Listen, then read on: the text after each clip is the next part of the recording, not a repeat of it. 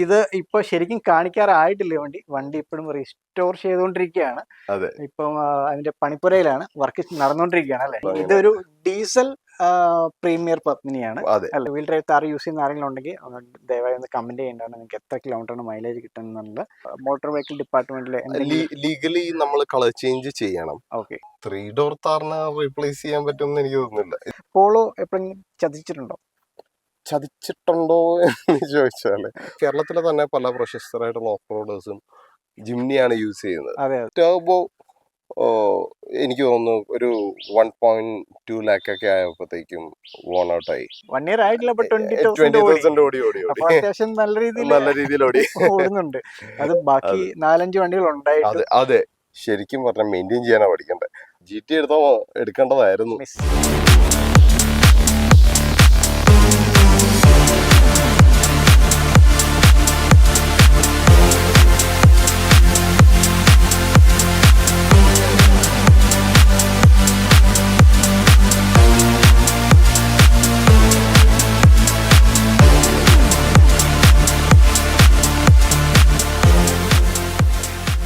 So welcome back to Autophile. നമ്മൾ നേരത്തെ ഒക്ടേവിയുടെ video എടുത്തിരുന്നു. അതിൻ്റെ സെക്കൻഡ് പാർട്ടാണ് നമ്മുടെ ഒരു വീഡിയോ വരുന്നത്.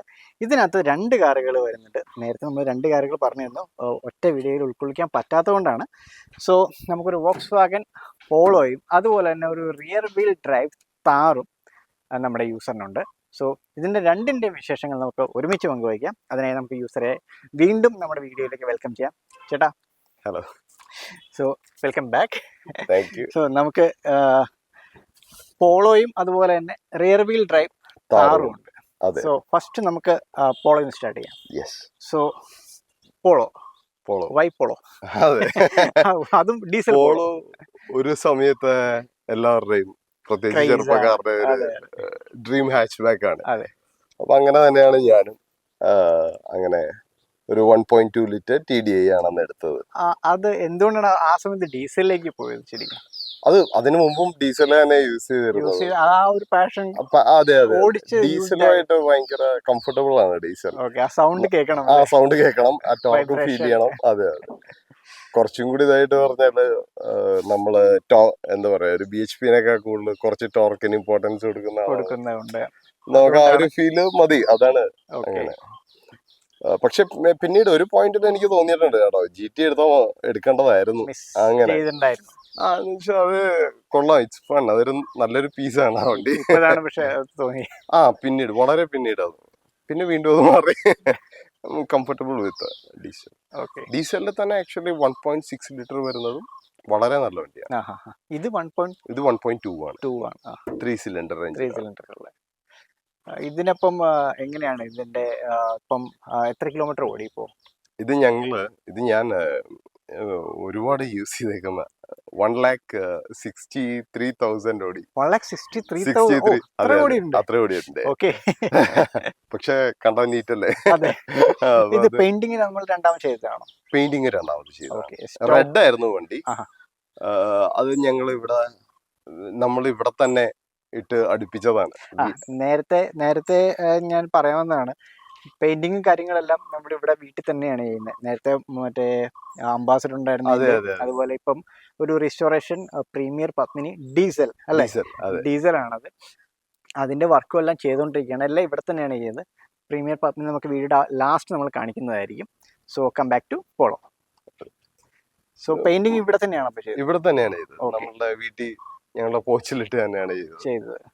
പോളോ ഒരു നല്ല ഓപ്ഷനാണ്, നല്ല വണ്ടിയാണ്. പക്ഷെ വണ്ടി കണ്ടാൽ ഈ 1,60,000 ഓടിയത് അത്രയും ഓടിയൊരു വണ്ടിയാണെന്ന് പറയില്ല.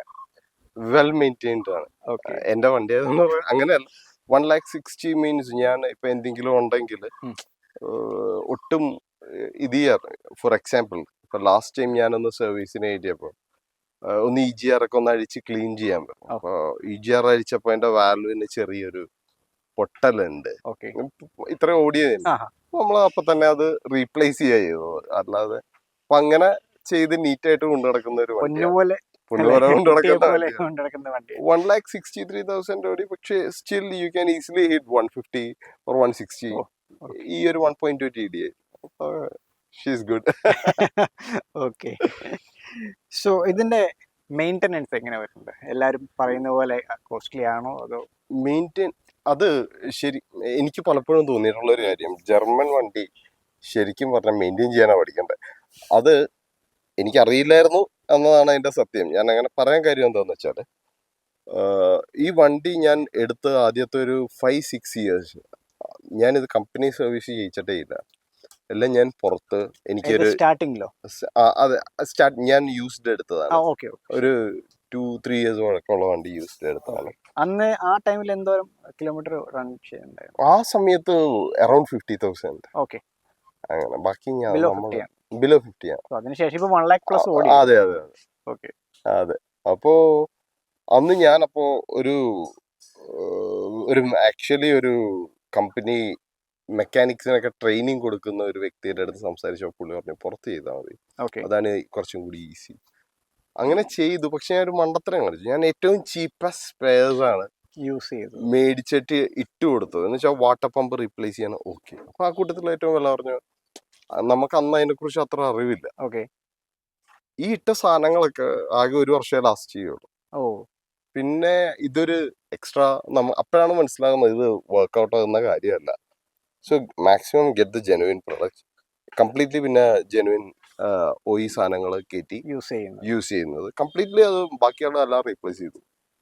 അപ്പോൾ അതാണ് ഈസി മെയിൻ്റെനൻസും അതാണ്. ആ സമയത്ത് അതിനൊരു പ്രൈസ് ഡിഫറൻസ് ഉണ്ടെങ്കിൽ പോലും നമ്മൾ വീണ്ടും ഇതിന്റെ പുറകെ ഒന്ന് പോകണം. പാർട്സ് ഇടുന്നത് തന്നെയാണ് എപ്പോഴും നല്ലത്. അതെ അതെ.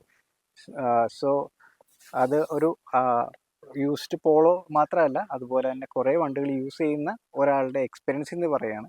നിങ്ങൾ ഏതെങ്കിലും പാർട്സ് ചേഞ്ച് ചെയ്യുകയാണെങ്കിൽ വിലക്കുറവിലേക്ക് പോകാതിരിക്കുക അല്ലേ? അതെ അതെ. എപ്പോഴും ജെന്യൂൻ പാർട്സ് തന്നെ ഇട്ട് കഴിഞ്ഞാൽ നമുക്ക് വണ്ടി റിലയബിൾ ആയി ട്രസ്റ്റ്ഫുൾ ആയിട്ട് നമുക്ക് എവിടെയും കൊണ്ടുപോകാം. സോ എല്ലാവരും അതുപോലെ തന്നെ യൂസ്ഡ് വണ്ടികളൊക്കെ യൂസ് ചെയ്യുന്നവരാണെങ്കിലും അതുപോലെ ഇതുപോലെ ജെം ആയിട്ടുള്ള വണ്ടികളൊക്കെ യൂസ് ചെയ്യുന്നവരാണെങ്കിൽ മാക്സിമം ജെന്യൂൻ പാർട്സ് യൂസ് ചെയ്യുക അല്ലേ ചേട്ടാ?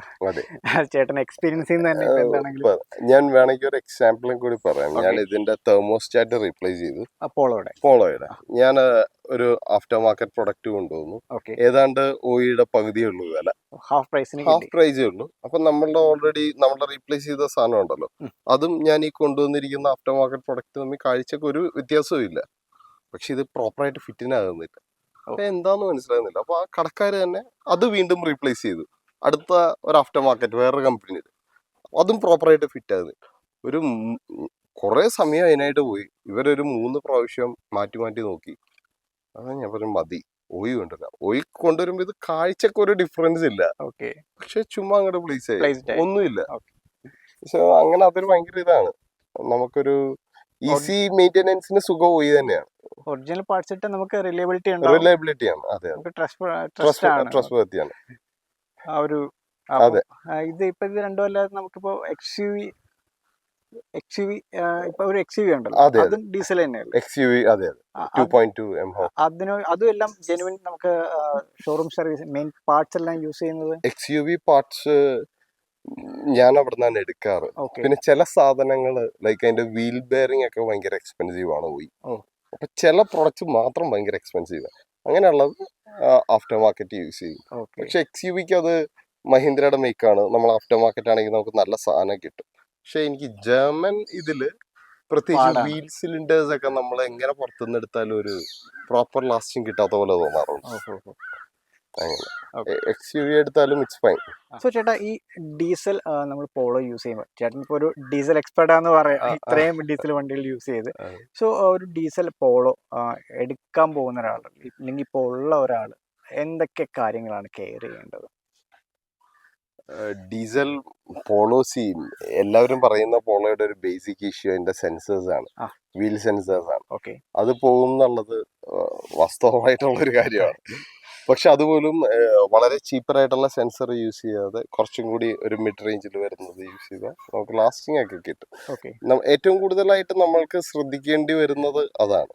പിന്നെ സ്പെസിഫിക്കലി ഇപ്പൊ എൻ്റെ അടുത്ത് ഡീസൽ വണ്ടിനെ കുറിച്ച് ചോദിച്ചത് കൊണ്ട് ഞാൻ പറയുവാണ്, ഈ ഡീസൽ പോളോ 2.2 ലിറ്ററിന്റെ ഒരു പ്രത്യേകത എന്താന്ന് വെച്ചാൽ 1.2 സോറി 1.2ന്റെ പ്രത്യേകത എന്താന്ന് വെച്ചാൽ ലോങ് ഡ്രൈവിൽ എപ്പോഴും ഭയങ്കര ഫ്യൂൽ എഫിഷ്യൻസിയാണ്. ഇപ്പൊ ഞാൻ ഇവിടുന്ന് ബാംഗ്ലൂർക്ക് പോകാൻ ഞാൻ ശരിക്കും പറഞ്ഞാൽ ഞാനൊരു 2500 ഫ്യൂൽ അടിച്ചിട്ട് അവിടെ ചെന്നപ്പോഴത്തേക്കും ഒരുപാട് ബാക്കിയുണ്ടായിരുന്നു. പോളോയ്ക്ക് ഓ. ഈ വണ്ടിക്ക് ഈ വണ്ടിക്ക് ഓക്കെ. സോ അതിന്റെ ഒരു നമ്മളെ ഡ്രൈവിംഗ് പാറ്റേൺ വെച്ചിട്ട് ഇതിന്റെ ഫ്യൂവൽ എഫിഷ്യൻസിക്ക് ഭയങ്കര വേരിയേഷൻ വരും. സോ നോക്കി ഒരു എക്സാമ്പിൾ പറയുകയാണെങ്കിൽ ഒരു 5th ഗിയറിൽ 90 കോൺസ്റ്റന്റ് ആയിട്ട് നമ്മൾ പോവുകയാണെന്നുണ്ടെങ്കിൽ ഭയങ്കര നല്ല മൈലേജ് ആണ്. അതുപോലെ തന്നെ ഈ ഇട റോഡുകളിലേക്കൊക്കെ വരുമ്പോൾ നമുക്ക് ഭയങ്കരമായിട്ട് ഇവൻ കൺസ്യൂം ചെയ്യുന്ന പോലെ തോന്നും ലോക്കൽ ഡ്രൈവ്സിൽ. പക്ഷെ സ്റ്റിൽ എന്താ പറയാ, ഒരു ഗിയർ ഷിഫ്റ്റ് കുറക്കുവാണെങ്കിൽ അല്ലെങ്കിൽ ഒരു 3rd-ലോ 4th-ലോ കോൺസ്റ്റന്റ് ആയിട്ട് ഡ്രൈവ് ചെയ്യുകയാണെന്നുണ്ടെങ്കിൽ മൈലേജ് വളരെ കൂടുതലായിട്ട് കിട്ടുന്നുണ്ട് അങ്ങനെ ചെയ്യുവാണെങ്കിൽ. ഇപ്പൊ എനിക്ക് ഡീസൽ പോളോയുടെ ഒരു പ്രത്യേകതയായിട്ട് തോന്നിയത് ഡ്രൈവിംഗ് പാറ്റേൺ അനുസരിച്ചുള്ള അതിന്റെ ഫ്യൂവൽ എഫിഷ്യൻസി ഭയങ്കര വേരിയേഷൻ ആണ്. ലോങ് ഡ്രൈവിൽ നല്ല മൈലേജ് കുറവും. അതും നമ്മൾ ശ്രദ്ധിക്കുവാണെങ്കിൽ, നമുക്ക് നോക്കി ഓടിക്കുകയാണെന്നുണ്ടെങ്കിൽ ഇതിന്റെ വേരിയേഷൻ ഭയങ്കരമാണ്. അതാണ് എനിക്ക് ഏറ്റവും കൂടുതൽ ഇതായിട്ട് തോന്നിയിരിക്കുന്നത്. എഞ്ചിൻ വൈസ് നോക്കുവാണെങ്കിൽ ശ്രദ്ധിക്കേണ്ടത് വേറെ എന്തെങ്കിലും? എഞ്ചിൻ വൈസ് സത്യത്തിൽ എനിക്ക് ഇന്നേ വരെ ആ ഒരു ഇതിലേക്ക് നോക്കേണ്ടിയേ വന്നിട്ടില്ല. ആകെ വന്നത് ടർബോ, എനിക്ക് തോന്നുന്നു ഒരു 1.2 lakh ഒക്കെ ആയപ്പോഴത്തേക്കും വോൺ ഔട്ടായി. ടർബോയ്ക്ക് അങ്ങനെ പലവർക്കും വന്നതായിട്ട് എനിക്ക് അറിയാം. അതെ. പക്ഷെ എഞ്ചിൻ സൈഡിന് അങ്ങനെ ഒരു ബുദ്ധിമുട്ട് വന്നതായിട്ട് നമുക്കറിയാം. അന്ന് ടർബോ റീപ്ലേസ് ചെയ്യാൻ അത് ഏകദേശം എത്ര കോസ്റ്റ് ആയിട്ടുണ്ടാവും? അന്ന് ടർബോ റീപ്ലേസ് ചെയ്യാൻ എനിക്ക് തോന്നുന്നു ഒരു 12 to 14 ഇടയിൽ എവിടെയാണ് ആയത്. ഞാൻ യൂസ്ഡ് ടർബോ മേടിച്ചു വെക്കുകയാണ് ചെയ്തത്. പക്ഷെ പിന്നീട് ഞാൻ അറിഞ്ഞു അതിന്റെ ആവശ്യമില്ലായിരുന്നു. ഇവിടെ നല്ല രീതിയിൽ ഓയിൽ പാർട്സ് ഇട്ട് ടർബോ റീസ്റ്റോർ ചെയ്യുന്ന ആൾക്കാരുണ്ട് കൊച്ചിയിലുണ്ട്. അവരുടെ അടുത്ത് കൊടുത്താൽ മതിയായിരുന്നു. ഇറ്റ്സ് ബിറ്റ് മോർ എക്സ്പെൻസീവ്, കുറച്ചും കൂടി കൂടുതൽ പൈസയാകും. പക്ഷെ നമുക്ക് അതിന്റെ ഒരു കംപ്ലീറ്റ് എഫിഷ്യൻസി കിട്ടും. ഫുള്ളി റീസ്റ്റോർ ചെയ്ത് റെഡിയാക്കി കിട്ടും. അതെ. അല്ലാതെ ഒരു എഞ്ചിൻ റിലേറ്റഡ് ആയിട്ട് ഇന്നേ വരെ നമുക്ക് തിരിഞ്ഞു നോക്കേണ്ടി വന്നിട്ടില്ല. ഒരു വ്യത്യാസമുള്ളത് ഇതിന്റെ 1,30,000 കിലോമീറ്ററിൽ ഇതിന് ഒരു മേജർ സർവീസ് വരുന്നുണ്ട്. അതിന്റെ അകത്ത് നമ്മളുടെ ഈ എഞ്ചിൻ ഹെഡിൽ വരുന്ന വാൽഡോർ ഉണ്ടല്ലോ, വാൽഡോർ പാക്കിംഗ് നമ്മളെല്ലാ വണ്ടിക്കും റീപ്ലേസ് ചെയ്യുന്നതാണ്. ഇതിന്റെ ഒരു ഫുൾ കിറ്റാണ് റീപ്ലേസ് ചെയ്യേണ്ടത്. വാൽഡോർ പാക്കിംഗ് മാത്രമായിട്ട് പറ്റില്ല, ഫുൾ വാൽഡോറെ റീപ്ലേസ് ചെയ്യണം. നമ്മള് ഒന്നാമത് ഈ അംബാസിഡർ ഒക്കെ യൂസ് ചെയ്യുന്ന, അതിന്റെ ആവശ്യമുണ്ടോ എന്ന് സ്വാഭാവികമായിട്ട് ഞാനും ഒന്ന് ചിന്തിച്ചു. ഞാൻ പാക്കിംഗ് മാത്രമായിട്ട് റീപ്ലേസ് ചെയ്ത് നോക്കി. പക്ഷെ അത് ഓയിൽ ലീക്കായി. അപ്പൊ ബെറ്റർ അത് ചെയ്യാതിരിക്കുക. അതിന്റെ റീസൺ അവർ പറയുന്നത് എന്താണെന്ന് വെച്ചാൽ ഇതിന്റെ ഈ വാൽഡോറിന്റെ ആക്ച്വലി ഇതിന്റെ കവർ ഉണ്ടല്ലോ, അതെന്തോ അലൂമിനിയം ഒരു പ്ലാസ്റ്റിക്കോ അങ്ങനെ എന്തോ ഒരു മിക്സ് ആണ്. സോ ഇത് ഈ എക്സ്പാൻഡ് ആകുക അങ്ങനത്തെ ചില പരിപാടികളുണ്ട് ഇത്രയും കിലോമീറ്റർ ഓടി ചൂടായൊക്കെ കഴിയുമ്പോൾ. So it's better to replace it and get new one. അതാവുമ്പോൾ കറക്റ്റ് സീറ്റിംഗിൽ കിട്ടും, ലീക്ക് ഉണ്ടാവില്ല. അത് കുറച്ച് എക്സ്പെൻസീവ് ആണ്. ഇതെല്ലാം നമ്മള് ഷോറൂമിലാണോ ചെയ്യുന്നത് അതോ? ഇത് ഞാൻ ഓയി പാർട്സ് എടുത്തിട്ട് ജർമ്മൻ കാസ് മാത്രം പണിയുന്ന പുറത്തുള്ള ഒരു വർക്ക്ഷോപ്പിൽ ചെയ്തു. അങ്ങനെയാണ് ഓയി പാർട്സ് അവര് തന്നെ സോഴ്സ് ചെയ്തു. അവര് ഇത് മാത്രമാണ് പണിയുന്നത്, ഫോക്സ് വാഗൻ, ഓഡി, സ്കോഡ. അപ്പൊ അവര് അത് മാത്രമേ അവര് മോസ്റ്റ്ലി ചെയ്യാറുള്ളൂ. ഡെയിലി പർപ്പസ് കാർ എന്നുള്ള രീതിയിൽ യൂസ് ചെയ്യുന്നത്. അതെ. സോ നമുക്ക് അങ്ങനെ നോക്കുകയാണെങ്കിൽ ഇപ്പം എത്ര ഫ്യൂൽ എഫിഷ്യൻസി ഇപ്പൊ ലോക്കൽ ഇപ്പൊ ഡെയിലി യൂസ് ചെയ്യുമ്പോൾ നമുക്ക് കിട്ടുന്നുണ്ട് ഏകദേശം? ലോങ്ങില് നമുക്കറിയാം ഇപ്പൊ ഇവിടുന്ന് എറണാകുളം, ഇപ്പൊ നമ്മളിപ്പോ ഈ നിൽക്കുന്ന ഇവിടുന്ന് എറണാകുളം ടൗൺ വരെ ലെറ്റ്സ് ഒരു 25-27 കിലോമീറ്റേഴ്സ് ഉണ്ടാവും. പോയി തിരിച്ചു വരിക. അവിടുത്തെ ട്രാഫിക്കും കാര്യങ്ങളും ഞാൻ പറഞ്ഞല്ലോ, എന്നാലും ഒരു 350 റുപ്പീസിന്റെ ഫ്യൂല് മതി. അങ്ങനെ നോക്കുമ്പോൾ അതെ, കുഴപ്പമില്ല. പിന്നെ ഈ പറഞ്ഞ പോലെ കുറച്ച് റാഷായിട്ടൊക്കെ കുടിക്കുകയാണെങ്കിൽ ഈസി ആയിട്ട് കുടിച്ചു തരും. അങ്ങനെ നമ്മളങ്ങനെ ഓടിക്കാറില്ല. നമുക്കിപ്പോ അങ്ങനെ ഓടിക്കാനുള്ള റോഡും ഇല്ല, ഭയങ്കര ട്രാഫിക്കുമാണ്. അതെ. സോ അതൊക്കെയാണ് ഇപ്പൊ പോളോയുടെ വിശേഷങ്ങൾ. പോളോ എപ്പോഴെങ്കിലും ചതിച്ചിട്ടുണ്ടോ എന്ന് ചോദിച്ചാല് ഒരു പ്രാവശ്യം എനിക്കൊരു പണി കിട്ടിയിട്ടുണ്ട്. അത് വേറൊന്നും, ഞങ്ങളിങ്ങനെ എന്റെ നീസ്, അവള് ആക്ച്വലി ഹോസ്പിറ്റലിൽ കിടക്കാന്നായിരുന്നു. ഞാനല്ല, അപ്പനാണ്. അപ്പൻ ഇതുകൊണ്ട് അവിടെ പാർക്കിങ്ങിൽ ഇട്ടിട്ട് പോയി. അപ്പൊ കുറച്ച് കഴിഞ്ഞപ്പോ സെക്യൂരിറ്റി വിളിച്ചിട്ട് അടിയിൽ ഓയിൽ കിടക്കുന്നു എന്ന് പറഞ്ഞു. അപ്പൊ തന്നെ ഞാൻ എന്റെ മെക്കാനിക്കിനെ വിളിച്ചു. അപ്പൊ പുള്ളി പറഞ്ഞു സ്റ്റാർട്ട് ചെയ്യണ്ട, നോക്കാം എന്ന് പറഞ്ഞു. നോക്കിയപ്പോ അത് ഓയിൽ കൂളറിന്റെ ഇതിന്റെ ഒരു ഓയിൽ കൂളർ വരുന്നുണ്ടല്ലോ, അത് ബ്രേക്ക് ആയതാണ്. ഓഹോ. അപ്പൊ അതങ്ങട് പിന്നെ അപ്പൊ തന്നെ റീപ്ലേസ് ചെയ്തു. അതിന്റെ ഒരു അത് ആക്ച്വലി വണ്ടീനെ കുറ്റം പറയാനേ പറ്റില്ല. കാരണം ഈ സംഭവം നടക്കുന്നതിന് 2 വർഷം മുമ്പ് ഞാനൊരു റെഗുലർ സർവീസിൽ ഞാൻ ഓയിൽ കൂളർ റീപ്ലേസ് ചെയ്തതാണ്. ഞാൻ ഈ വില കുറഞ്ഞ പ്രൊഡക്റ്റ് മേടിച്ചിട്ടുകൊണ്ട് എനിക്ക് കിട്ടിയ പണിയാണ്. സോ ചേട്ടൻ തന്നെ നമുക്കൊരു എക്സാമ്പിൾ ആണ്. അതെ ഇഷ്ടംപോലെ എക്സാമ്പിൾ പറയുന്നുണ്ട്. ആളുടെ എക്സ്പീരിയൻസിൽ നിന്ന് പറയാണ്. ആള് പല പ്രൊഡക്ട്സും ഇതുപോലെ ചീപ്പറായിട്ട് കിട്ടിയത് യൂസ് ചെയ്തിട്ട് ആൾക്ക് തന്നെ കിട്ടിയ പണികളാണ് ആൾ സജസ്റ്റ് ചെയ്യുന്നതാണ് ആൾക്കാരോട്. എപ്പോഴും ജെന്യൂൻ പാർട്സ് ഇട്ടാൽ നമുക്ക് അതൊക്കെ ഒഴിവാക്കാവുന്ന കാര്യങ്ങളാണ്. അതുകൊണ്ട് ചേട്ടൻ തന്നെ കിട്ടിയ പണികളും അതെ. സോ അതൊക്കെയാണ് ഇപ്പൊ പോളോയുടെ വിശേഷങ്ങൾ. ബട്ട് പോക്കറ്റ് ഫ്രണ്ട്ലി ആണ്. പോക്കറ്റ് ഫ്രണ്ട്ലി മീൻസ് ഷോറൂമിലല്ല ചെയ്യുന്നത്, നമ്മള് പാർട്സ് വാങ്ങി ചെയ്താൽ പോലും still you can compare it with Maruti or Hyundai. അങ്ങനെ നമുക്ക് കമ്പയർ ചെയ്യാൻ പറ്റില്ല. മാരുതിക്കും പക്ഷെ ഇപ്പം കോസ്റ്റ് ആയി. പക്ഷെ ഇതിന്റെ കോസ്റ്റ് എനിക്ക് തോന്നുന്നു ഇപ്പൊ ഞാൻ റീസെന്റ് എന്റെ അങ്കിളുടെ ബ്രാൻഡ് ന്യൂ ക്രെറ്റയുടെ സർവീസ് ബില്ല് കണ്ടപ്പോ ഞാൻ ഞെട്ടിപ്പോയി. എത്രയാണ് അത്? അല്ല, ഈ പാർട്സിന്റെ റേറ്റ് ഫിൽറ്റേഴ്സ് 300, മറ്റേത് 200, അങ്ങനെ വന്നപ്പോഴത്തേക്കും വളരെ ചീപ്പറാണ്. അപ്പോഴാണ് നമ്മൾ വിചാരിക്കുന്നത് ഓക്കെ വലിയ പണിയൊന്നും വരുന്നില്ല, എന്നാലും നമ്മൾ ഈ പറഞ്ഞ പോലെ ഈ പാർട്സ് ഒക്കെ സോഴ്സ് ചെയ്യാൻ എക്സ്പെൻസീവ്, കുറച്ച് എക്സ്പെൻസീവ് ആണ്. അതെ. ഈ കളറ് നമ്മൾ ചെയ്യാൻ നേരത്ത് എന്തൊക്കെയാണ് നമ്മൾ MVD മോട്ടോർ വെഹിക്കിൾ ഡിപ്പാർട്ട്മെന്റിൽ ലീഗലി നമ്മൾ കളർ ചേഞ്ച് ചെയ്യണം. ഓക്കെ. അത് നമ്മൾ ചേഞ്ച് ചെയ്യുന്നതിന് മുമ്പായിട്ട് അതിൻ്റെ അകത്തൊന്നും നമുക്ക് ലീഗലി ചെയ്യാനില്ല. ഞാൻ അത് പക്ഷെ അതിന് മുമ്പേ തിരക്കിയായിരുന്നു. ഇനി അതിന് നമുക്കൊന്ന് പ്രേക്ഷകരോടും കൂടെ പറഞ്ഞു. കാരണം വളരെ ആൾക്കാർക്ക് കളർ മാറ്റുന്ന ഇതുപോലെ ഒരു വെറൈറ്റി കളറൊക്കെ ചെയ്യണം എന്നുള്ള ഇഷ്ടം പോലെ ആളുകളുണ്ട്. അതെ. പക്ഷെ ഇതിന് കറക്റ്റ് ആയിട്ട് എന്താണ് ചെയ്യേണ്ടതെന്നോ എങ്ങനെ ഇതിനെ ഫോർവേഡ് ചെയ്യണമെന്നോ എങ്ങനെ സമീപിക്കണമെന്ന് പലർക്കും അറിയില്ല. അപ്പൊ ചേട്ടൻ ഇതിന്റെ ചേഞ്ച് ചെയ്താണ്, ലീഗലി നമ്മൾ ചെയ്തതാണ്. അപ്പൊ അതൊന്ന് എക്സ്പ്ലെയിൻ ചെയ്യാം. ഞാനത് ചെയ്തത് ആക്ച്വലി ഇതിന്റെ എക്സ്പെൻസ് എന്ന് പറയുന്നത് 1600 rupees ആണ്. അത്രേ ഉള്ളൂ. ഇറ്റ്സ് വെരി ലീഗലി ഇത് നമുക്ക് അതെ. അതും നമ്മൾ ഡയറക്റ്റ് ആയിട്ട് ചെയ്യുവാണെങ്കിൽ അത്രയും വരത്തില്ല. സോ ഞാൻ ചെയ്തത് ഒരു ഏജൻസി വഴിയാണ്, എന്നിട്ട് പോലും എനിക്ക് അത്രേ വന്നിട്ടുള്ളൂ. ഇത് ചെയ്യേണ്ടത് ഒന്നുമില്ല. ഞാൻ ഫസ്റ്റ് ടൈം ഞാൻ അവരെ കോണ്ടാക്ട് ചെയ്തിട്ട് ഞാൻ എന്തെങ്കിലും ചെയ്യാനുണ്ടോ, വല്ല പേപ്പേഴ്സ് ആപ്ലിക്കേഷൻ ഉണ്ടോ, ഇല്ല, നിങ്ങൾ പെയിന്റ് ചെയ്യുക, കളർ ചേഞ്ച് ചെയ്യുക, എന്നിട്ട് കൊണ്ടുവരിക എന്നാണ് പറഞ്ഞത്. കളർ ചേഞ്ച് ചെയ്തു, കംപ്ലീറ്റ് വർക്ക് കഴിഞ്ഞു കൊണ്ടുവന്ന് കാണിച്ചപ്പോൾ അവർ അതിന്റെ പേപ്പേഴ്സ് മൂവ് ചെയ്തു. അങ്ങനെയാണ് 1600. പക്ഷെ നമ്മൾ ടെസ്റ്റ് നടത്തുന്നത് പോലെ വണ്ടി RTO കണ്ട് ഇത് തരണം, അപ്രൂവ് ചെയ്ത് തരണം. ഈസി പ്രോസസ്, അങ്ങനെ വലിയ ബുദ്ധിമുട്ടൊന്നുമില്ല. വേറൊന്നുമില്ല. ഇത് പലർക്കും അറിയാൻ പാടില്ല എന്ന് വിചാരിക്കുന്നത്. ലീഗലായിട്ട് കളർ ചേഞ്ച് ഒക്കെ ഫുൾ കളർ ചേഞ്ച് ഒന്നും കുഴപ്പമില്ല അല്ലേ? ഇല്ല. ലീഗലാണ്. എക്സാമ്പിൾ ആണ്. ആർക്ക് വേണമെങ്കിലും അങ്ങനെ ചെയ്യാവുന്നതാണ്. പക്ഷെ ഈ വിനൈൽ അങ്ങനെയൊക്കെ ചെയ്യുവാണെങ്കിൽ എനിക്ക് തോന്നുന്നു അവർ അപ്രൂവ് ചെയ്യും. പെയിന്റിംഗ് ആണെങ്കിൽ എന്ത് കളർ വേണമെങ്കിലും ചെയ്യാം. അതിന് പ്രശ്നമില്ല. പിന്നെ അതിൽ തന്നെ വളരെ ലിമിറ്റഡ് ആയിട്ടുള്ള 1-2 കളേഴ്സ് ഉണ്ട്. നേവി ബ്ലൂ, അതുപോലെ തന്നെ ആർമി ഗ്രീൻ, അങ്ങനെ 1-2 കളേഴ്സ് അപ്രൂവ്ഡ് അല്ല. അത് മാത്രം അപ്രൂവ്ഡ്. ബാക്കി ഇതുപോലത്തെ നമുക്ക് ഫാൻസി ആയിട്ട് കൊണ്ടുനടക്കാൻ ഒരു കുഴപ്പമില്ല. ഞാൻ അത് കൺഫേം ചെയ്തിട്ടാണ് ഞാൻ കളർ ചേഞ്ച് ചെയ്തത്. ഞാനന്ന് വിളിച്ച് ചോദിച്ചു എന്തെങ്കിലും ഉണ്ടോ, അപ്പൊ അവർ പറഞ്ഞില്ല, ഒരു കുഴപ്പമില്ല, മാറ്റിക്കണം. അപ്പൊ നമുക്ക് ഇനി എന്തെങ്കിലും ഡൗട്ട് ഉണ്ടെങ്കിൽ തന്നെ MVD അല്ലെങ്കിൽ RTO ഡിപ്പാർട്ട്മെന്റിലേക്ക് വിളിച്ചു ചോദിച്ചാൽ അവര് ഹെൽപ്പ് ചെയ്യും. എനിക്ക് ഒരുപാട് ഏജൻസീസ് ഉണ്ട്, അവര് നമ്മളെ ഹെൽപ്പ് ചെയ്യും. നമുക്ക് പോകാവുന്നതാണ്. സോ നമുക്കിനി നമ്മുടെ വൈറ്റ് റിയർ വീൽ ഡ്രൈവ് കാറിന്റെ വിശേഷങ്ങളിലേക്ക് പോകാം. ഓക്കെ. സോ അടുത്ത നമ്മുടെ ഡീസൽ, നമ്മുടെ വണ്ടികളെല്ലാം ഡീസൽ തന്നെയാണ്. ഓക്കെ. അപ്പോൾ ഒരു 2 വീൽ ഡ്രൈവ് കാറാണ് എടുത്തിരിക്കുന്നത്. വൈ 2 വീൽ ഡ്രൈവ് കാർ? മൾട്ടിപ്പിൾ റീസൺസ് ആണ് ശരിക്കും പറഞ്ഞാൽ. ബേസിക്കലി ഇതൊരു ഓൺ റോഡ് പർപ്പസിന് വേണ്ടി എടുത്തത്. ഒരു താറിന് തന്നെ ആവശ്യമില്ല, ഒരു വണ്ടി എടുത്താൽ മതി. പക്ഷെ നമ്മൾക്ക് താറിനോടുള്ളൊരു പുതിയ ജീപ്പിനോട് ബേസിക്കലി ഒരു ക്രേസ് ഉണ്ട്, അങ്ങനെ എടുത്തതാണ് താറ്. ഓൺ റോഡ് ആയതുകൊണ്ട് 2 വീല് പ്രിഫർ ചെയ്തു.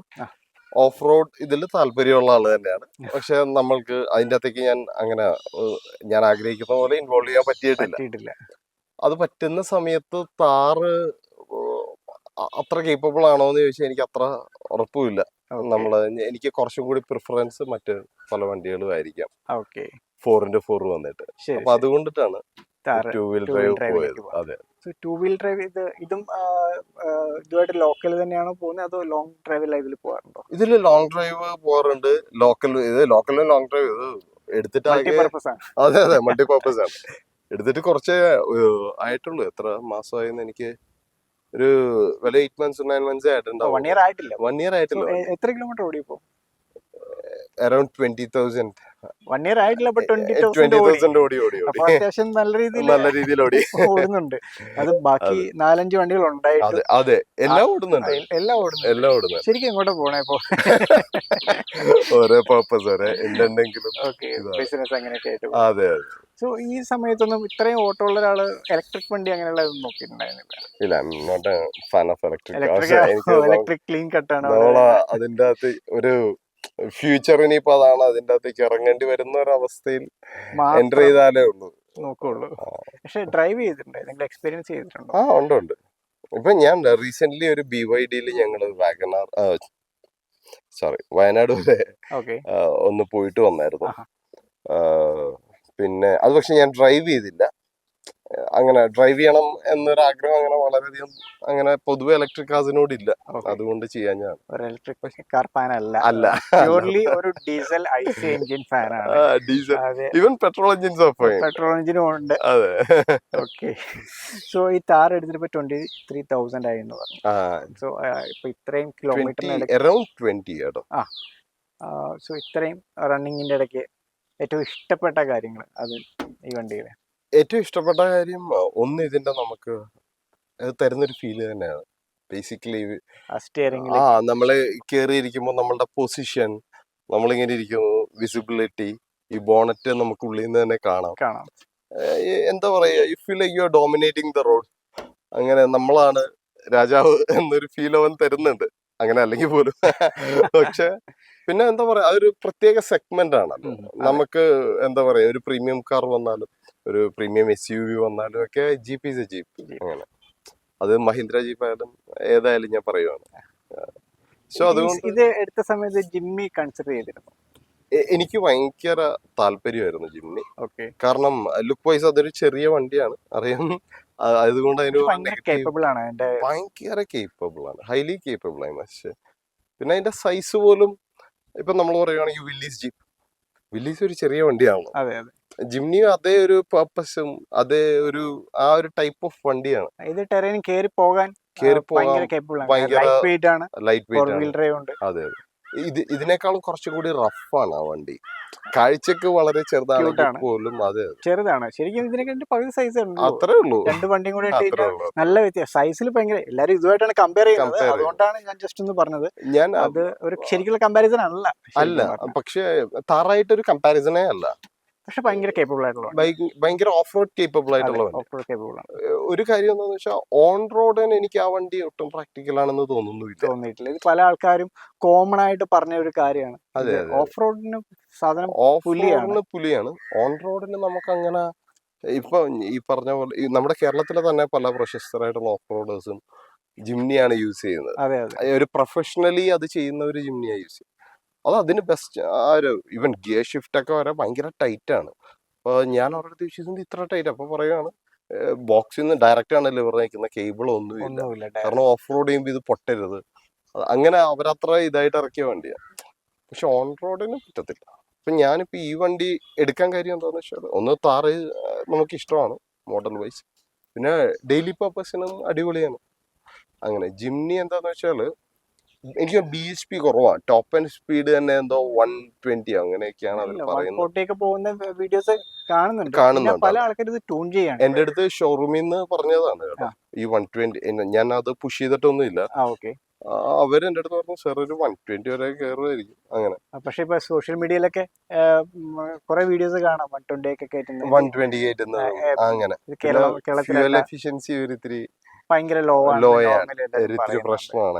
സംടൈംസ് ബിലോ 10 ഒക്കെയാണ് കിട്ടുന്നത്. സിറ്റിയിലൊക്കെ 8 കിലോമീറ്റേഴ്സ് ഒക്കെയാണ് കിട്ടുന്നത് പറയുന്നത്. എനിക്ക് ആദ്യം ഒരു മിസ്അണ്ടർസ്റ്റാൻഡിങ് ഉണ്ടായിരുന്നു.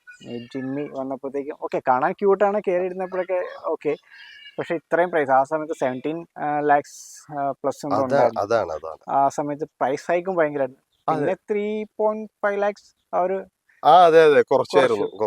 ആദ്യം എടുത്ത ആൾക്കാർക്ക് ലോസ് ആണ്. എനിക്ക് ആദ്യം ജിമ്മിയെ കുറിച്ച് ആദ്യം ഒരു മിസ്അണ്ടർസ്റ്റാൻഡിങ് ഉണ്ടായിരുന്നു. പക്ഷെ വണ്ടി ഞാൻ ഓഫ് റോഡൊന്നും പോയിട്ടില്ല. പക്ഷെ പിന്നീട് ഓഫ് റോഡ് പോയ ആൾക്കാരൊക്കെ പറഞ്ഞ് എക്സ്പീരിയൻസ് കേട്ടപ്പോഴത്തേക്കും അതിനെ കുറിച്ചൊരു ഇത് മാറി. നമ്മളത് ഡ്രൈവ് ചെയ്യുമ്പോൾ തന്നെ നമുക്ക് ഭയങ്കര ടോർക്കൊക്കെ ഫീൽ ചെയ്യും. ഇങ്ങനെ പഴയ അതെ. ജീപ്പ് ഓടിക്കണ പോലെ ആ ആ കുറച്ചും കൂടി സിമ്പിൾ ആണ് ആ വണ്ടി. ബേസിക് ആ ഒരു ഇതിലാണ് അവരത് സോ ചെയ്തിരിക്കുന്നത്. ആ സമയത്ത് ഇത് എടുക്കുന്നതിന് മുമ്പ് അതെല്ലാം ഓടിച്ചു നോക്കിയിട്ടുണ്ടായിരുന്നു. പിന്നെ അത് ഇതിപ്പോ ഓടിച്ചു നോക്കി. പക്ഷെ ഈ പറഞ്ഞ പോലെ നമ്മുടെ അപ്പോഴത്തെ ആവശ്യപരം ഓൺ റോഡ് പർപ്പസും കാര്യങ്ങളും ആയതുകൊണ്ട് ഇതിലേക്ക് പോകും. ഇതിലേക്ക് തന്നെ. പിന്നെ ഇത്തിരി വലിയ വണ്ടി വേണമെന്നുണ്ടായിരുന്നു. ആ അങ്ങനെ നമ്മൾ പെട്ടെന്ന് ടോപ്പിക് മാറി ജിമ്മിലേക്ക് കുറെ പോയി. ജിമ്മിലേക്ക് പോയി. പക്ഷെ താറിന്റെ ഒരു ഫീല് വേറെയാണല്ലോ അതെ, വരുന്നത്. അതിന്റെ ഡ്രൈവിംഗ് സീറ്റിൽ കയറി ഇരിക്കുമ്പോൾ തന്നെ അതെ feel ചെയ്തു. ലോങ് ഡ്രൈവും ഇതിന്റെ 4 വീൽ ഡ്രൈവ് ഓടിച്ചിട്ട് 1.5 വന്നപ്പോഴത്തേക്കും ചേട്ടൻ എന്തൊക്കെയാണ് മാറ്റം? എന്ന് വെച്ചാൽ ഞാൻ ഇപ്പൊ എന്റെ ഒരു very much like a brother എന്ന് പറയുന്ന ഒരു ഫ്രണ്ട് ഉണ്ട്. പുള്ളിക്കാരൻ്റെ അത് 4 വീൽ ഡ്രൈവ് ഓട്ടോമാറ്റിക് ആണ്. ഓക്കെ, ഓട്ടോമാറ്റിക് ഓട്ടോമാറ്റിക് ആണ്. പെട്രോളോ അതെ ഡീസലോ? അതെ diesel diesel automatic. 2.2 litre M hawk ആണെന്നാണ് എനിക്ക് തോന്നുന്നത്. എം ഹോക്ക് ആണ് അതെ. അതെ. അപ്പൊ ഞങ്ങള് ഞാൻ അത് സ്ഥിരമായിട്ട് നമ്മൾ എടുത്തു ഒരു 3-4 മന്ത്സ് യൂസ് ചെയ്തിട്ടാണ് ഇത് എടുക്കുന്നത്. ഓക്കെ, സോ ഇത് മാനുവൽ ആയിരുന്നതുകൊണ്ട് എനിക്കൊരു മാനുവൽ പ്രിഫറൻസ് ഇത്തിരി കൂടുതലായതുകൊണ്ട് ഞാൻ ഇത് കൂടുതലായിട്ട് എൻജോയ് ചെയ്തു. പക്ഷെ എൻജിൻ സൈഡ് പറയുവാണെന്നുണ്ടെങ്കിൽ ഇപ്പൊ ഒരു റെയർ വീൽ ഡ്രൈവ് താറ് ഒരു ഓഫ് റോഡ് പോകാൻ ഉദ്ദേശിക്കാത്ത ഒരു വ്യക്തിക്ക് റെയർ വീൽ ഡ്രൈവ് മതി. അതിന്റെ ആവശ്യമേ ഉള്ളൂ. പക്ഷെ എൻജിൻ സ്റ്റിൽ ആ 2.2 റെയർ വീൽ കിട്ടിയിരുന്നെങ്കിൽ കൊള്ളായിരുന്നു എന്നൊരു അഭിപ്രായം എനിക്കുണ്ട്. മനസ്സിലായി. 4 വീൽ ഡ്രൈവ് ഇല്ല, 4 വീൽ ഡ്രൈവ് ഇല്ലാതെ എൻജിൻ കപ്പാസിറ്റി എൻജിൻ കപ്പാസിറ്റി കുറച്ചും കൂടി ഹയർ. പവർ കുറവായിട്ട് എങ്ങനെ?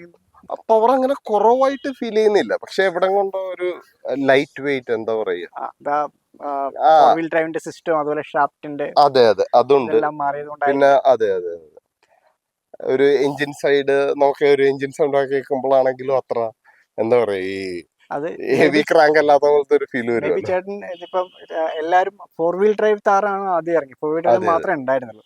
സോ 4 വീൽ ഡ്രൈവ് യൂസ് ചെയ്തിട്ട് പെട്ടെന്ന് 1.5 2 വീൽ ഡ്രൈവ് റിയർ വീലിലേക്ക് വന്നതുകൊണ്ടായിരിക്കാം. അതെ അങ്ങനെ ഈ ഒരു പ്രശ്നം പല ആളുകളും, പ്രശ്നമല്ല ഈ ഒരു കാര്യം പല ആളുകളും എന്താ പറയണ്ടത്, കുറച്ചും കൂടി ബെറ്റർ ആയിരുന്നാനെ എന്നൊരു തോന്നല് പല ആളുകളും. പക്ഷെ സ്റ്റിൽ ഇറ്റ്സ് നമുക്കിപ്പോ പറയാൻ പറ്റുന്ന എന്താ, ഈ ഒരു പ്രൈസ് റേഞ്ചിൽ ഇത്രയും ഒരു റോഡ് പ്രസൻസ് തരുന്ന, ഇത്ര ഒരു ഫീൽ തരുന്ന ഒരു കേപ്പബിൾ ആയിട്ടുള്ള വേറെ വണ്ടിയാണോ എന്ന് വെച്ചാൽ എനിക്കറിയില്ല. അങ്ങനെ ആ ഒരു നമുക്ക് എന്താ പറയാ ഭയങ്കര വേർത്ത് ആയിട്ട് തോന്നുന്ന ഒരു വണ്ടിയാണ്. നമുക്കിനി കുറച്ച് ഉള്ളിൽ കയറി സംസാരിക്കാം. ഈ വണ്ടിയുടെ ഇന്റീരിയറിലേക്ക് കയറുന്നത് തന്നെയാണ് ശരിക്കും പറഞ്ഞ ഒരു ടാസ്ക്. ഇങ്ങനെയൊക്കെയാണ് കയറേണ്ടത്. പക്ഷെ ഇതിന്റെ റിയർ സീറ്റ് ആണ് ഇത്തിരി കൺവീനിയന്റ് അല്ലാത്തത്. ഫാമിലിക്ക് ആണെങ്കിലും ആ ഒരു പ്രശ്നം തോന്നിയിട്ടുണ്ടോ ഫാമിലി ആയിട്ട്? ഇല്ല, ഞങ്ങള് ശരിക്കും പറഞ്ഞാൽ വേറെ വണ്ടി ഉള്ളത് കൊണ്ട് തന്നെ 4 പേർക്ക് ട്രാവൽ ചെയ്യാം എന്നൊരു പർപ്പസ് കണ്ടിട്ടാണ് എടുത്തേക്കുന്നത്. പിന്നെ അത് മാത്രമല്ല, എന്റെ ചെറുപ്പത്തിൽ എന്റെ ഫാദറിനൊരു ടാറ്റ സിയറ ഉണ്ടായിരുന്നു. അപ്പൊ അതുകൊണ്ട് നമുക്കറിയാം ഇതിന്റെ വരുംവരായികളെ കുറിച്ചുള്ള പൂർണ്ണബോധമുണ്ട്. പണ്ട് യൂസ് ചെയ്തിരുന്നു പറയുമ്പോൾ നമുക്ക് ചോദിക്കേണ്ട ആവശ്യമില്ല.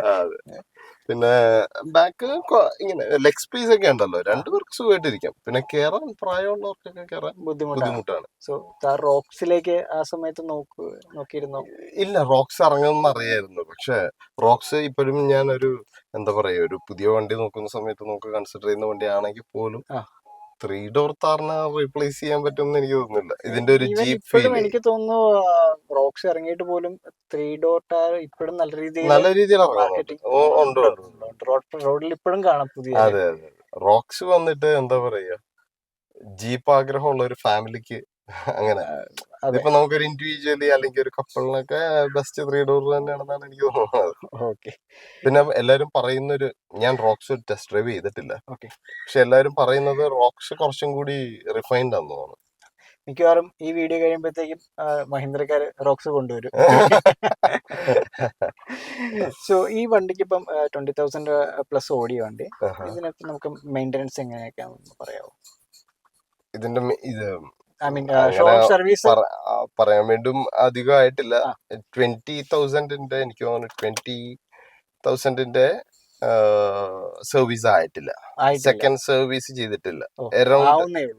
അതെ അറൌണ്ട് 18,000 ആവുന്നുള്ളൂ. സോ നമുക്ക് വേറെ പ്രശ്നമൊന്നുമില്ല. ആ. ഞങ്ങൾ പക്ഷെ 2 താറിലും ഞങ്ങൾ ആദ്യമേ ഒരു സാധനം ഫേസ് ചെയ്തിട്ടുണ്ടായിരുന്നു. ഏതാണ്? ബാറ്ററിയുടെ ഒരു വാർണിംഗ് കാണിക്കുന്നുണ്ടായിരുന്നു ഓക്കെ. 2 താറിലും. ഓ. ഒരു കംപ്ലൈന്റ് ആയിട്ട്. ആഹാ. നേരത്തെ ആ, ഫ്രണ്ടിന്റെ താറെന്ന് ആ പറഞ്ഞു. ഫ്രണ്ട് ഈ താറാണെങ്കിലും ഇത് രണ്ടും ഉം. പുള്ളിക്കാരനും ഏഹ്, ഞാൻ പറഞ്ഞ പോലെ ഒരു ഫാമിലി പോലെയാണ്. അപ്പൊ ഞങ്ങള് ഈ 2 താറിനും ഈ ബാറ്ററി വാർണിംഗ് കാണിക്കുന്നു.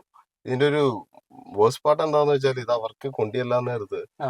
ഉടനടി അങ്ങോട്ട് ഫിക്സ് ചെയ്ത് തന്നിടാനൊന്നും പറ്റത്തില്ല. ഓക്കെ. അവരൊന്ന് ചെക്ക് ചെയ്യണം, നോക്കണം, വീണ്ടും വരുവാണെങ്കിൽ കൊണ്ടുവരൂ എന്നൊക്കെ പറഞ്ഞ പോലെ. എവിടെയായിരുന്നു വണ്ടി എടുത്തതും സർവീസിലെല്ലാം കാണിച്ചത്? വണ്ടി എടുത്തത് ട്രിവാൻഡ്രത്ത് നിന്നാണ്. ഓക്കെ. അതിന്റെ റീസൺ എന്താന്ന് വെച്ചാൽ അന്ന് ഇവിടെ ഭയങ്കര ബുക്കിംഗ് ഡിലേ ഒക്കെ ഉണ്ടായിരുന്നു. പെട്ടെന്ന് കിട്ടാൻ വേണ്ടിയുള്ള പെട്ടെന്ന് അവര് വിളിച്ചു പറഞ്ഞപ്പോ അവിടെ സ്റ്റോക്ക് ഉണ്ട്. സ്റ്റോക്ക് വണ്ടിയുണ്ട്. ഒന്നും നോക്കില്ല. ഒന്നും നോക്കിയില്ല. 2 വണ്ടി അവിടെ നിന്ന് തന്നെ ഞങ്ങള് ഓ, എടുത്തത്. Okay, okay. അപ്പൊ അത് ഒരാഴ്ചയുടെ ഗ്യാപ്പിൽ എനിക്ക് ഈ വണ്ടി കിട്ടി. ആ. അന്ന് ഇവിടെ എന്തോ 4 months എന്തോ ഡിലേ പറയുന്നുണ്ടായിരുന്നു. ഓക്കെ. പക്ഷെ സർവീസ് ചെയ്തത് ഇവിടെയാണ്. ഇവിടെ തന്നെ. ഇവിടെ തന്നെയാണ് സർവീസ് ചെയ്തത്. കുഴപ്പമില്ല. ഇപ്പൊ ആ ഇഷ്യൂ പ്രസന്റിൽ കാണിക്കുന്നില്ല. പക്ഷെ മാറില്ല. അന്ന് അതിന്റെ പുറകെ കുറച്ച് നടന്നു. ഇവിടെ വയലാട്ട് വയലാട്ട്. മഹീന്ദ്രയിലായിരുന്നു. അതെ അതെ ഓക്കെ. സോ കുറച്ച് കാര്യങ്ങൾക്ക് നമ്മളിപ്പം താറിനെ കുറിച്ച് പറഞ്ഞു. 3 door അതെ താറാണ്, 1.5 ലിറ്റർ ആണ്. അതെ. സോ ഈ വണ്ടിയിൽ എന്തെങ്കിലും മോഡിഫിക്കേഷൻ അങ്ങനെ എന്തെങ്കിലും നടത്താൻ?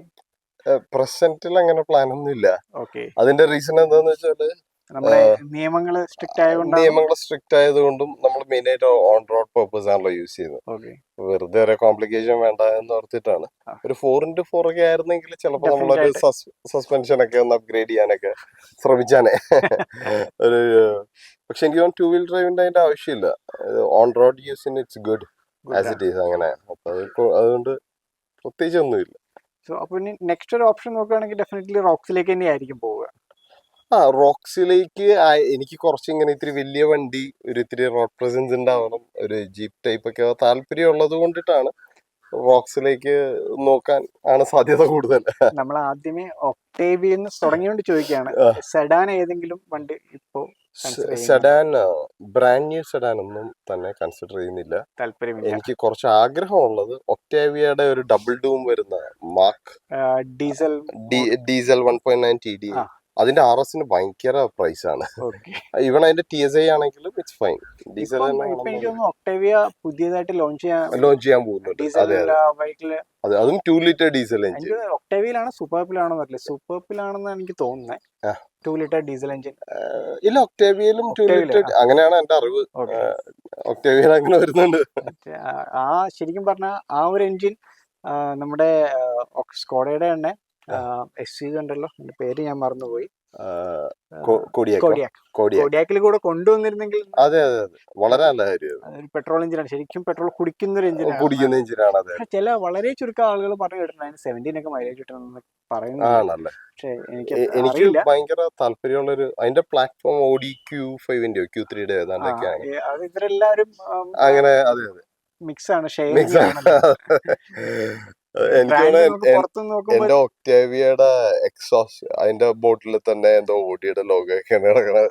ജർമ്മൻ വണ്ടികളുടെ പ്രത്യേകതയാണ്, നമുക്ക് ഓഡിയുടെ ബോണറ്റ് തുറന്നാലൊക്കെ ചിലപ്പോൾ വോക്സ് വാഗന്റെ സിംബലും ലംബോർഗിനിയിൽ വരെ ഉണ്ട്, എന്താണ്ടൊക്കെ ഉണ്ട്. അത് കാരണം ഇതെല്ലാം അങ്ങോട്ടും ഇങ്ങോട്ടും സഹോദരങ്ങളാണ്. ചേഞ്ച് ചെയ്യുന്നതാണ്. നമ്മളിപ്പം ശരിക്കും പറഞ്ഞ ടൊയോട്ട മാരുതി ലോഗോ ആണ് ചേഞ്ച് ചെയ്യുന്നത്, ഇവർ പാർട്സ് അങ്ങനെ ചേഞ്ച് ചെയ്യുന്നത്. സോ അതൊക്കെയാണ് നമുക്കിപ്പം റോക്സ് അല്ല സോറി താറിന്റെ വിശേഷങ്ങള്. 1.5 ആണ്. അപ്പൊ ഇതിനകത്തും ഓവറോൾ ഹാപ്പിയാണ്. പ്രോബ്ലംസ് അങ്ങനെയൊന്നും തോന്നിയിട്ടില്ല. സാറ്റിസ്ഫൈഡ് ആണ്, ഫുള്ളി സാറ്റിസ്ഫൈഡ്. സോ എനിക്ക് ആ ഒരു പ്രൈസ് റേഞ്ചിൽ എനിക്ക് ശരിക്കും നല്ല ഇഷ്ടപ്പെട്ടു. അത് ഞാൻ ചോദിക്കാൻ മറന്നു, വണ്ടിയുടെ പ്രൈസ് അതുപോലെ തന്നെ നമുക്ക് കിട്ടുന്ന മൈലേജ്. 2 വീൽ ഡ്രൈവ് ആണല്ലോ, അതുകൊണ്ടാണ്. പ്രൈസ് വന്നിട്ടൊരു 15.7 ആയി. മൈലേജ് അങ്ങനെ ക്ലീൻ ആയിട്ട് നോക്കിയിട്ടില്ല ഇതിന്റെ. എന്നാലും അറൗണ്ട് എനിക്ക് തോന്നുന്നു ഭയങ്കര 11-12 ഒക്കെ കിട്ടുന്നുണ്ടാവുമായിരിക്കും. 12-13 ഒക്കെ എനിക്ക് നോർമലി കിട്ടാറുണ്ട്. അത്രയ്ക്ക് ഉണ്ടാൻ എന്താണെങ്കിലും ബിലോ 15. സോ നിങ്ങളുടെ Thar rocks 2 wheel drive Thar use ചെയ്യുന്ന ആരെങ്കിലും ഉണ്ടെങ്കിൽ ദയവായി ഒന്ന് കമന്റ് ചെയ്യേണ്ടതാണ് നിങ്ങൾക്ക് എത്ര കിലോമീറ്ററാണ് മൈലേജ് കിട്ടുന്നുള്ളത്. അതുപോലെ തന്നെ നമ്മൾ വീഡിയോയിൽ ആദ്യമേ പറഞ്ഞ ഒരു വണ്ടി ഇവിടെ കിടപ്പുണ്ട്, നമുക്ക് നോക്കിയാലോ? സോ ഇത് ഇപ്പൊ ശരിക്കും കാണിക്കാറായിട്ടില്ല വണ്ടി ഇപ്പോഴും റീസ്റ്റോർ ചെയ്തുകൊണ്ടിരിക്കുകയാണ്. അതെ. ഇപ്പം അതിന്റെ പണിപ്പുരയിലാണ്, വർക്ക് നടന്നുകൊണ്ടിരിക്കുകയാണ് അല്ലേ? ഇതിന്റെ പാച്ച് വർക്ക് കഴിഞ്ഞു, Okay. ഇപ്പൊ പെയിന്റിങ് സ്റ്റാർട്ട് ചെയ്യാൻ പോകുന്നു. ഓക്കെ. ആ. സോ ഇനി അപ്പൊ അങ്ങനെ. ഇതൊരു ഡീസൽ പ്രീമിയർ പത്മിനിയാണ് അതെ, അല്ലേ? 137D എന്ന് പറഞ്ഞു വരുന്ന വണ്ടിയാണ്. ഓ 137D. ഡി അതിന്റെ മോഡൽ എഞ്ചിന്റെ എഞ്ചിന്റെ ഡീസൽ വണ്ടി അന്ന് വന്നത് 137D. എത്ര വർഷം പഴക്കമുള്ളതാണ്? ഇത് 1996 മോഡലാണ്. 1996 മോഡൽ. അതെ. ഓക്കെ. ഇതിന് ശേഷം പ്രീമിയർ ഒരു 118 തന്നെ ഇറക്കിയത്, അത് 138D എന്ന് പറഞ്ഞതാണ് ഇറക്കിയത്. ഓക്കെ.